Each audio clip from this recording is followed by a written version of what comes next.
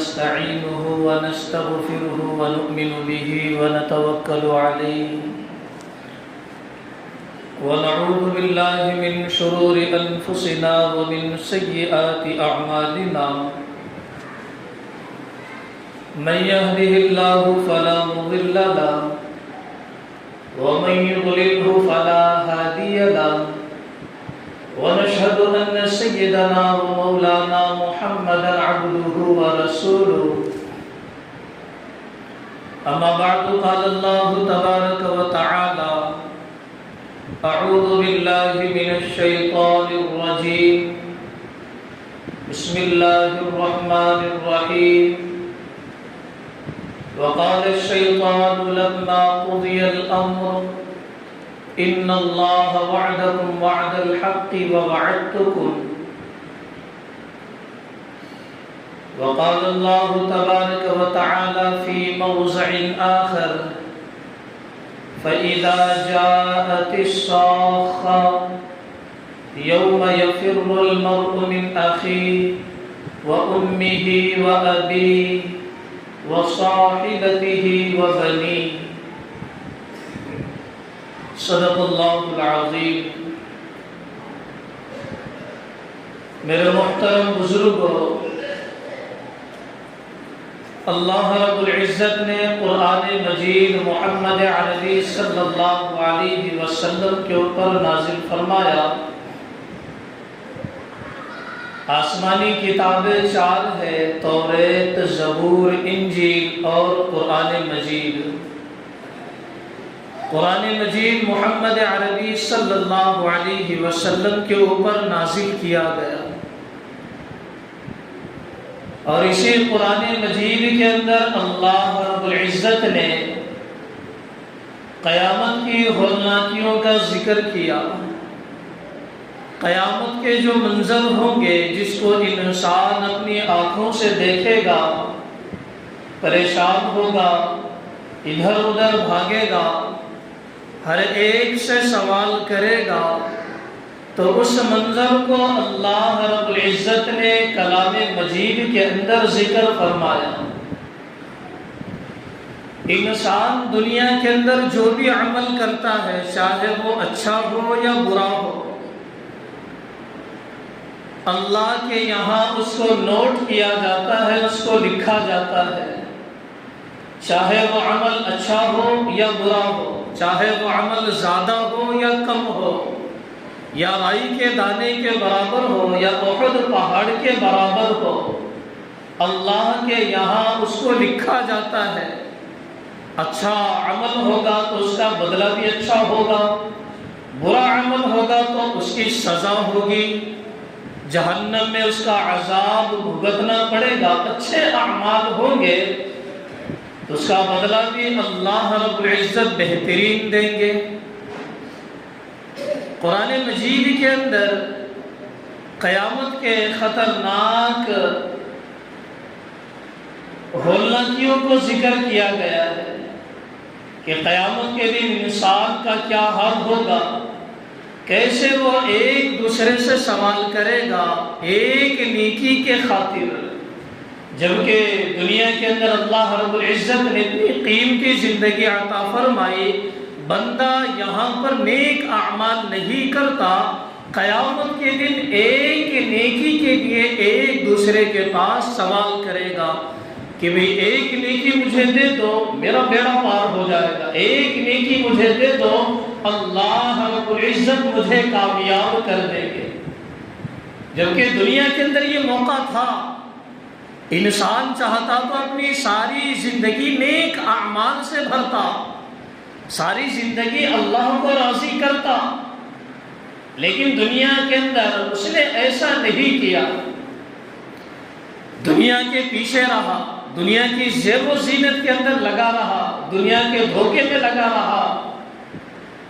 احادیث کے اندر آتا ہے، صحابہ کے اقوال ہے، جب قیامت قائم کی جائے گی تو دنیا کو سفید اور کالے بالوں کے اندر لایا جائے گا، جس کے نوکیلے دانت نکلے ہوئے ہوں گے، دنیا کو لایا جائے گا ایک بڑھیا کی شکل میں، سفید بال ہوں گے، کالے بھی بال ہوں گے، اور اس کے دانت نوکیلے ہوں گے جو باہر نکلے ہوئے ہوں گے۔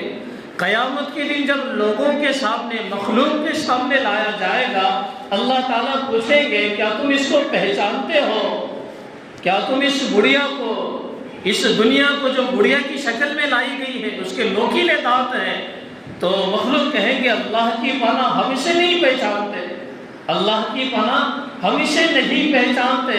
تو اس موقع پر اللہ رب العزت فرمائیں گے یہ وہی دنیا ہے جس کے خاطر تم ایک دوسرے کے اوپر فخر کیا کرتے تھے، اسی دنیا کے خاطر تم اپنے دلوں کے اندر بغض عداوت پالا کرتے تھے، اسی دنیا کے خاطر تم نے رسول اللہ کی سنتوں کو بلا دیا تھا، اسی دنیا کے خاطر تم نے نمازوں کا جنازہ نکالا تھا، اسی دنیا کے خاطر دنیا کی تمام نعمتوں کی ناشکری ادا کی تھی۔ یہی وہ دنیا ہے۔ اللہ رب العزت اس دنیا کو جب جہنم کے اندر پھینکیں گے تو وہ دنیا کہے گی کہ اے میرے پروردگار، کہاں ہیں میرے چاہنے والے، کہاں ہیں میرے پیچھے بھاگنے والے، کہاں ہیں مجھ سے محبت کرنے والے؟ تو اس موقع پہ اللہ رب العزت کہیں گے کہ دنیا کے چاہنے والے، دنیا سے محبت کرنے والوں کو بھی اسی کے ساتھ جہنم کے اندر ڈال دیا جائے۔ ذرا سوچو، کیا ہمارے دلوں کے اندر دنیا کی محبت نہیں ہے؟ کیا دنیا نے ہمارے دلوں کے اندر گھر نہیں بنایا؟ انسان کا جو دل ہے، اس دل کے اندر صرف ایک ہی چیز رہ سکتی ہے، اللہ کی محبت یا دنیا کی محبت۔ ایمان رہ سکتا ہے یا پھر دنیا کی محبت رہ سکتی ہے۔ جیسے آگ اور پانی ایک جگہ جمع نہیں ہو سکتے، اسی طریقے سے ایمان اور دنیا کی محبت ایک جگہ جمع نہیں ہو سکتے۔ دل کے اندر یا تو ایمان اپنی جگہ بنائے گا یا دل کے اندر دنیا اپنی جگہ بنائے گی۔ ایمان اگر دنیا کے اندر رہے گا، دنیا کی محبت دنیا کی محبت دل کے اندر نہیں آ سکتی۔ دل کے اندر اگر پہلے سے ایمان موجود ہے، دل کے اندر اگر ایمان موجود نہیں ہے تو دنیا کی محبت وہاں رہے گی، اور جب دنیا کی محبت دل میں ہو تو ایمان وہاں پر نہیں آ سکتا۔ یہ دونوں میں آپس میں ایک دوسرے کے مخالف ہے۔ میں جہاں ہوں وہاں تو نہیں آ سکتا، تو جہاں پہ ہے وہاں میں نہیں آ سکتی۔ جیسے آگ اور پانی ایک جگہ جمع نہیں ہوتے۔ میرے محترم بزرگ و دوستو، انسان دنیا کے اندر جو بھی عمل کرے قیامت کے دن اپنی آنکھوں سے دیکھے گا، اچھا عمل ہو یا برا عمل ہو۔ فمن زحزح عن النار وادخل الجنة فقد فاز۔ قیامت کے دن جس کو جہنم کی آگ سے بچا لیا جائے گا وہ کامیاب ہے۔ دنیا کے اندر ہم کیا سمجھتے ہیں؟ مال و دولت کا مل جانا کامیابی سمجھتے ہیں ہم لوگ، اچھی نوکری کا مل جانا ہم لوگ اس کو کامیابی کی علامت سمجھتے ہیں۔ مال و دولت کا زیادہ ہو جانا، اولاد کا زیادہ ہو جانا، دنیا کی فراوانی کا زیادہ ہو جانا، دنیا کی خوشیاں زیادہ مل جانا، اس کو کامیابی سمجھتے ہیں۔ لیکن اللہ رب العزت نے کہا کامیابی یہ نہیں ہے جو تم لوگ دنیا کے اندر دیکھتے ہو، یہ کامیابی نہیں ہے۔ کامیابی تو وہ ہے کہ جس کو اللہ رب العزت جہنم کی آگ سے بچا لے، وَأُدْخِلَ الْجَنَّةَ فَقَدْ فَازَ، اور ہمیشہ کے لیے اس کو جنت کے اندر داخل کر دے، وہ کامیاب ہے۔ انسان کے جتنے جیسے اعمال ہوں گے فیصلے ویسے ہوں گے۔ انسان کے پاس اگر نیک اعمال ہے، یہی نیک اعمال اس کو جنت کی طرف کھینچ کر لے کر جائیں گے۔ قیامت کے دن اگر انسان کے نیک اعمال زیادہ ہو جائے، نیک اعمال صدقہ، خیرات، نماز، روزہ، تلاوت، زکوٰۃ، حج، والدین کی فرما برداری، والدین کا حکم ماننا، نیک اعمال کرنا، یہ چیزیں اگر زیادہ ہو جائے انسان کے تو قیامت کے دن یہ چیزیں انسان کو جنت کی طرف کھینچ کر لے کر جائے گی۔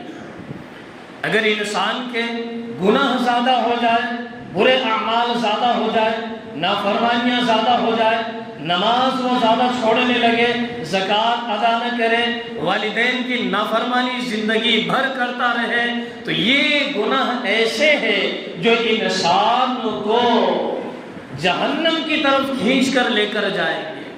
اچھے اعمال ہے تو جنت میں لے کر جائیں گے، برے اعمال ہے تو جہنم کے اندر لے کر جائیں گے۔ میرے محترم بزرگ و دوستو، رسول اللہ صلی اللہ علیہ وسلم نے اپنی امت سے اتنی زیادہ محبت فرمائی ہے، اتنی زیادہ محبت فرمائی ہے، شاید ہی کسی اور نبی نے اپنی امت سے محبت کی ہے۔ دنیا کے اندر رسول اللہ کے علاوہ کوئی ایسا نبی نہیں آیا جو نبی سے زیادہ اپنی قوم سے محبت کرتا ہو۔ سب سے زیادہ محبت رسول اللہ نے اپنی امت کے لیے کی ہے۔ جب رسول اللہ کا جب آخری وقت تھا، جب انتقال قریب تھا، ایک ایک سے سب کو بلایا، سب کو الوداعی کلمات کہے۔ حضرت فاطمہ کو بلایا تو حضرت فاطمہ رونے لگی کہ آپ جا رہے ہیں، تو رسول اللہ نے کہا گھبرانے کی ضرورت نہیں ہے، کچھ مہینے میں آپ کی ملاقات مجھ سے ہو جائے گی۔ تو کچھ مہینے کے بعد حضرت فاطمہ کا بھی انتقال ہو گیا۔ پھر اپنے داماد حضرت علی کو بلایا اور اپنے داماد کا سر اپنے زانو مبارک پر رکھا اور نصیحتیں کی۔ حسن اور حسین کو بلایا جو لخت جگر تھے رسول اللہ کے، ایک کو زہر میں تڑپتا دیکھا، ایک کو نیزے کے سائے میں لٹکتا ہوا دیکھا۔ پھر بھی اپنی اولاد کے لیے، اپنے خاندان کے لیے رسول اللہ نے دعائیں نہیں فرمائی، رسول اللہ نے ہاتھ نہیں اٹھایا۔ اگر ہاتھ اٹھا دیتے تو یہ زہر میں تڑپتا ہوا جس کو دیکھا وہ بھی بچ جاتے، اگر ہاتھ اٹھا لیتے نیزے کے اوپر جس کو لٹکتا ہوا دیکھا وہ بھی بچ جاتے۔ لیکن جو قسمت تھا، اللہ رب العزت نے جو قسمت بنائی تھی حسن اور حسین کی، رسول اللہ اس کے اوپر راضی رہے اور راضی رہنے کی تلقین کی۔ جب موت کا فرشتہ رسول اللہ کے دروازے پر آیا، جبرائیل کھڑے ہوئے ہیں، باہر سے آواز آئی، کہنے لگے کون ہے؟ تو باہر سے آواز آئی میں موت کا فرشتہ ہوں۔ سلام کر کے جب اندر داخل ہوا، یہ مقام ہے رسول اللہ کا کہ موت کا فرشتہ بھی رسول اللہ کے پاس سلام کر کے آتا ہے۔ موت کا فرشتہ بھی رسول اللہ کے گھر پر سلام کر کے آتا اور یہ کہتا ہے کہ اگر آپ چلنا چاہیں تو میں لے جاؤں گا، اگر آپ رکنا چاہیں تو میں چھوڑ کر جانے کے لیے تیار ہوں۔ اس موقع پر رسول اللہ نے کیا کہا؟ میں اور آپ اگر ہوتے تو اپنی اولاد کی فکر کرتے، اگر کوئی لڑکا مجھ سے اگر کہیں دور ہو تو میں یہ کہتا کہ میرے فلاں لڑکے کو لاؤ، میں بات کرنا چاہتا ہوں۔ اگر میرا آخری وقت ہوتا میں یہ کہتا میرے بس لڑکے کو لاؤ، میں بات کرنا چاہتا ہوں، میری اولاد کو لاؤ، میری لڑکی کو لاؤ، میں بات کرنا چاہتا ہوں۔ ایسی وصیتیں کرتا ہے انسان، ایک فطری چیز ہے انسان کے اندر۔ لیکن فطری چیز سے ہٹ کر رسول اللہ کیا کہتے ہیں؟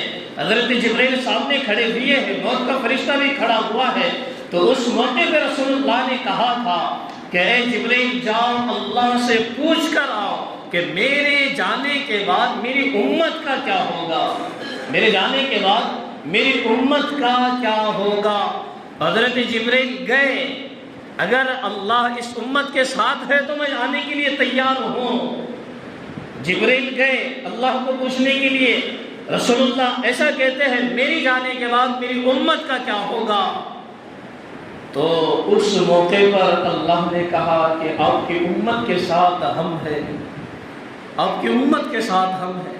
ذرا غور کریں، ہمارے اعمال ایسے ہیں، اگر ان اعمال کی سزا اگر ہمیں ملنے لگے تو ہم میں سے کئی یا سارے بندر اور خنزیر بن جاتے، ایسے اعمال ہمارے ہیں کیونکہ پچھلی امتوں میں جو گناہ پائے جاتے تھے اس سے بھی بڑے ہوئے گناہ ہمارے ہیں، اس سے بھی بڑے ہوئے گناہ ہمارے ہیں، اس سے بھی زیادہ تکلیف دینے والے گناہ ہمارے ہیں۔ اگر رسول اللہ کے آنسو ہمارے درمیان اگر نہ ہوتے، رسول اللہ کے ہاتھ ہمارے درمیان نہ ہوتا، رسول اللہ نے دامن اگر نہ اٹھایا ہوتا تو ہم بندر اور خنزیر کے اندر تبدیل ہو جاتے ہیں۔ ہمارے اعمال ایسے ہیں، ہم جبراً گناہ کرتے ہیں، جبر کرتے ہیں گناہ کے اندر، جان بوجھ کر گناہ کرتے ہیں، ڈٹ کر گناہ کرتے ہیں کہ ہاں کانوں کے اندر اذان کی آواز پڑی، ڈٹ کر نماز کے لیے نہیں آتے۔ ہمارا تو یہ ہونا چاہیے کہ ہمارے قدم مسجد کی طرف اٹھنے لگے، اگر نہ اٹھے تو سمجھ جانا یہ جبراً گناہ ہے، جان بوجھ کر انسان گناہ کرتا ہے۔ ذرا سوچو اگر رسول اللہ کی دعائیں نہ ہوتی، رسول اللہ کے دامن اگر رسول اللہ نے نہیں پھیلایا ہوتا تو آج ہم میں سے کتنے لوگ اللہ کی عذاب کے اندر مبتلا ہو چکے ہوتے ہیں۔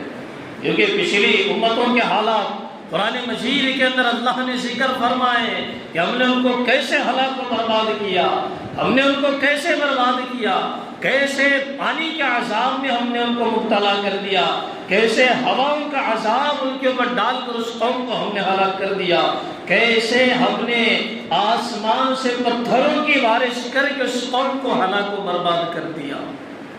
حالات ہمارے سامنے ہیں۔ یہ تو دنیا کے احوال ہے کہ دنیا کے اندر رسول اللہ نے اپنی امت کا کتنا خیال کیا۔ یہ تو دنیا ہے۔ آخرت میں کیا؟ آخرت میں جب میدان محشر قائم ہوگا سارے نبی پریشان ہوں گے۔ حقیقتاً نبیوں کو اللہ رب العزت نے تو جنت کے لیے بنایا ہے، نبیوں کو حقیقت میں اللہ رب العزت نے جنت کے لیے بنایا ہے۔ جتنے انبیاء دنیا کے اندر آئے ہیں ان میں سے چند انبیاء بڑے انبیاء کہلاتے ہیں۔ حضرت لوط علیہ السلام، حضرت ابراہیم علیہ السلام، پھر اسی طریقے سے محمد رسول اللہ، اسی طریقے سے حضرت عیسیٰ علیہ الصلاۃ والتسلیم۔ یہ چند ایسے انبیاء ہیں جو نبیوں میں سب سے بڑا مقام ان کا کہلاتا ہے۔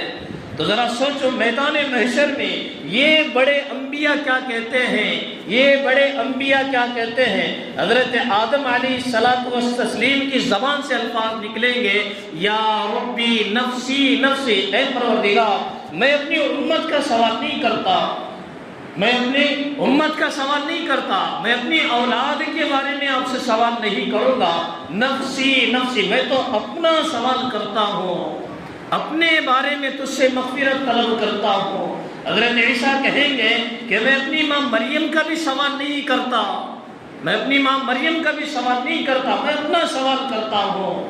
حضرت ابراہیم، میں اپنے بیٹے اسماعیل کا سوال نہیں کرتا، باپ بیٹے ہیں، ابراہیم اسماعیل باپ بیٹے ہیں، دونوں ایک دوسرے کا سوال نہیں کریں گے، دونوں ایک دوسرے کے بارے میں بھی مغفرت طلب نہیں کریں گے۔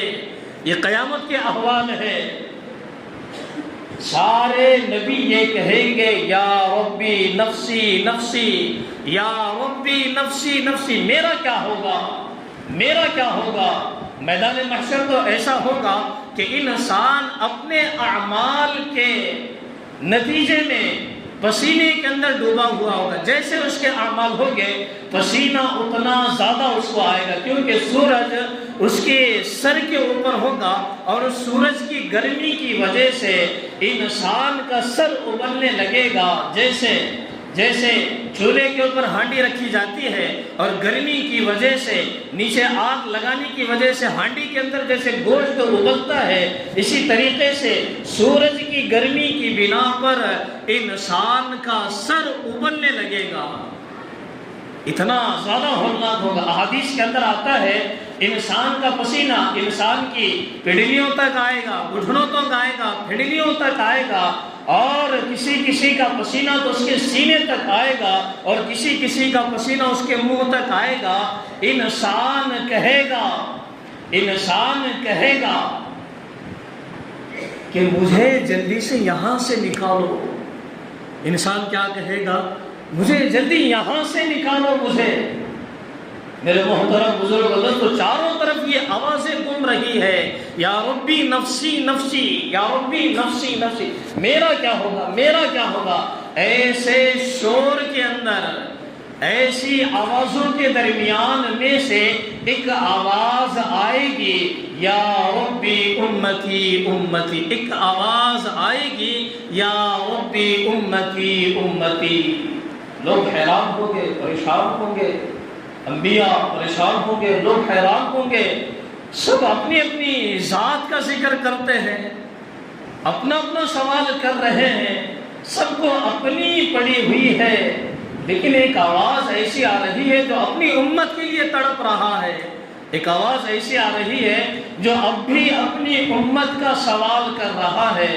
جب اس آواز کی طرف لوگوں کی نظریں جائے گی تو پتہ چلے گا یہ محمد الرسول اللہ صلی اللہ علیہ وسلم ہیں، جو دنیا میں تو انسانوں کے خیال کرتے آئے ہیں، دنیا میں تو اپنی امت کا خیال کرتے آئے ہیں، یہاں میدان محشر میں بھی اللہ کے سامنے بھی اپنی امت کا خیال کر رہے ہیں۔